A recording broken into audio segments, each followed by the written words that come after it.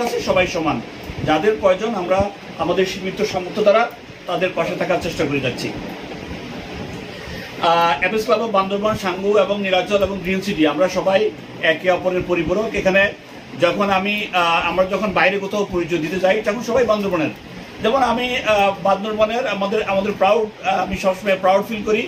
Apex club of সাঙ্গুর আমাদের এনআইআরডি, উনি তো সাঙ্গুর এনআইআরডি মানে সাঙ্গুর এনআইআরডি না, অ্যাপেক্স বাংলাদেশের এনআইআরডি।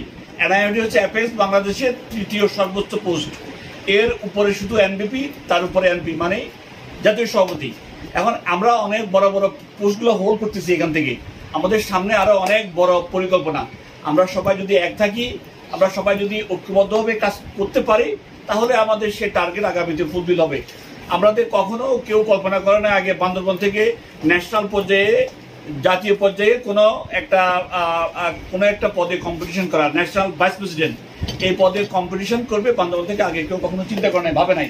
এখন কিন্তু চিন্তা করতেছে, ভাবতেছে। যেমন আমি ক্যান্ডিডেট হচ্ছি, আমার পরে শুভঙ্কর হচ্ছে ক্যান্ডিডেট, এভাবে আমরা কিন্তু চিন্তা করতেছি, ভাবতেছি। এবং আমরা সাথে সবাই এক থাকি, আমাদের ঐক্যবদ্ধ প্রচেষ্টায় আমরা ইনশাল্লাহ সাকসেস হব। ইনশাল্লাহ আপনারা সবাই এক থাকবেন, কাজ করবেন, যাতে আমরা আমাদের উদ্দেশ্য সাধন করতে পারি। কিন্তু আমাদের মেইন উদ্দেশ্য কিন্তু আমাদের মানব সেবা, আমাদের সার্ভিস। আমাদের যে 3টা মোটর আছে, 3টা মোটর প্রথম শর্ত হচ্ছে সার্ভিস, তারপর পরের শর্ত হচ্ছে সিটিজেনশিপ, পরের শর্ত হচ্ছে ফেলোশিপ।